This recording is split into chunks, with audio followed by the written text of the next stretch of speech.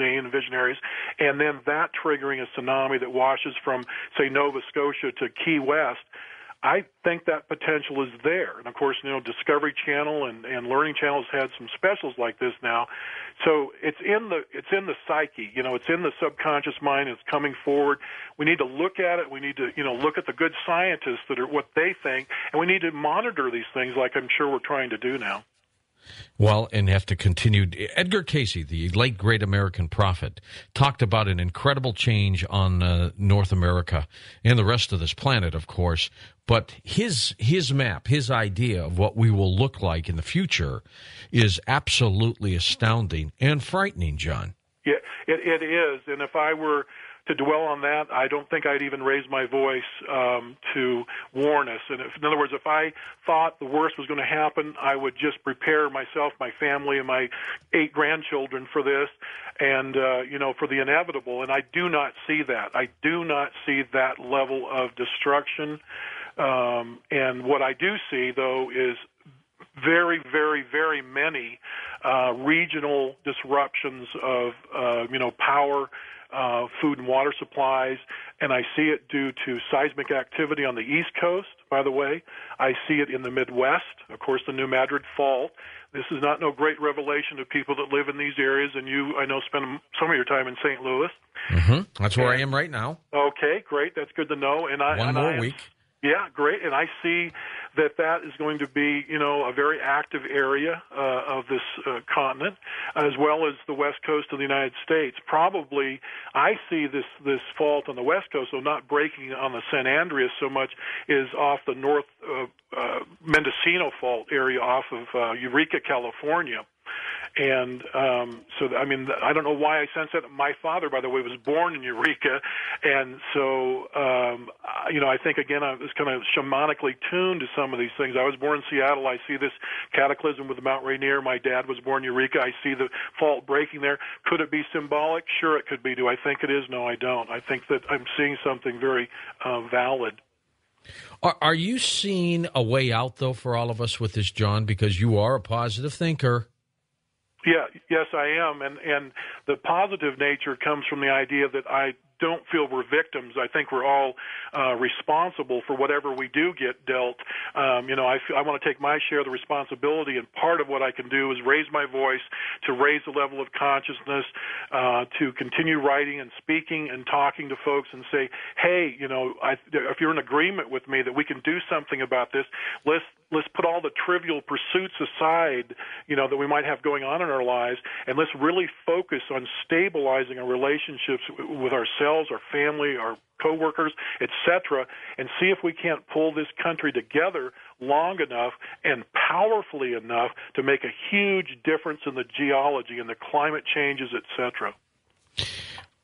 But it's going to happen when? Are we going to wait till 2012, or are we going to see it happen now? We're seeing it now, and what's happening is that there's kind of like, again, it's a horse race to the end to see, and this was Terence McKenna's idea too. He saw this was going to be a real knockdown, drag-out kind of process where it really depends on whether we can get enough people to understand what we're saying and agree with that and really feel it. This feeling aspect that I really love about Greg Braden's work and Bruce Lipton's work, for example. The feeling nature is the prayer, you might say, that we need to put in place for this planet. It's not talk. It's really feeling our way into what are we doing each and every moment with our lives, with every breath. It's this idea of living in the moment, this eternal now idea that's very popular with guys like Eckhart Tolle and all these others. They're right. They have truth. This is ringing true. It's time to slow down, pay attention, and get with the program. Are we bringing these problems upon ourselves? We are the recipients of a long chain of very unfortunate events over a historical period. In other words, we're the peace that we're seeking at one level. We did not create, for example, all these problems ourselves. We're reaping what was sown for, the natives would say 7 generations. So we got to look back at the very beginning, for example, the founding of this country, what were the primary principles we were founded on? Have we veered from them? Let each person decide that for themselves. But if we have, then we need to take self-corrective action, get back on the ball, and do what we're here to do in terms of a nation. And, that was, life, liberty, and the pursuit of happiness, and those kind of basic tenets of looking after each other that we saw during the Great Depression and World War II in particular. I have people in that age group that tell me all the time, they almost are embarrassed to say it, but they wish it was World War II again when people shared the food that was on their plate with their neighbor. I was watching a World War II movie today on the History Channel, and I couldn't help but think, John, at how everyone just loved us as people and as Americans. They made their way into a concentration camp in Germany.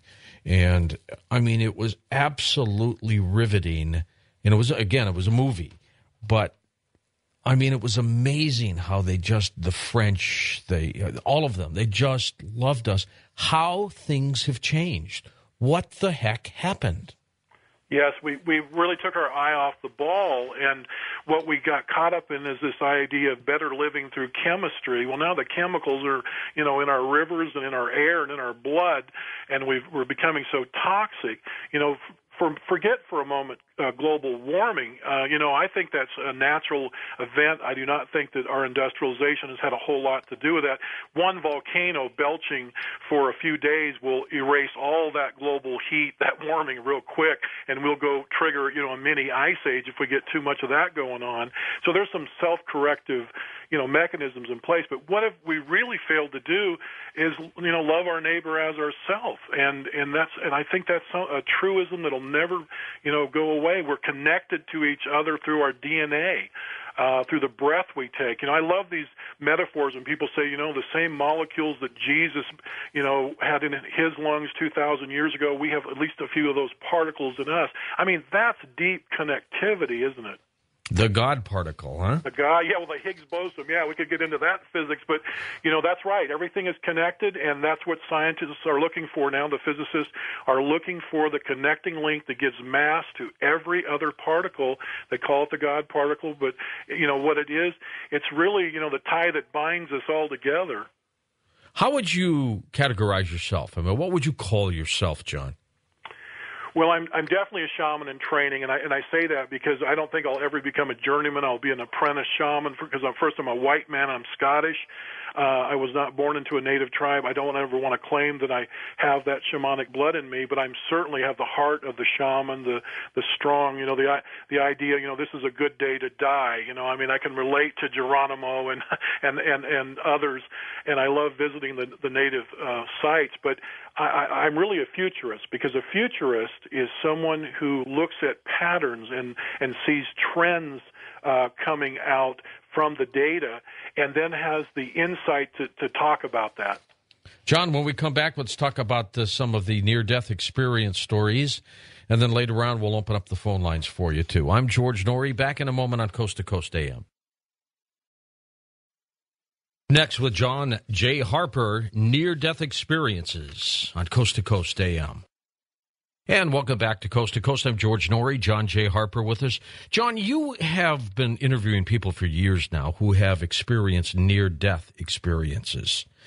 Tell me a little bit about your work and research there.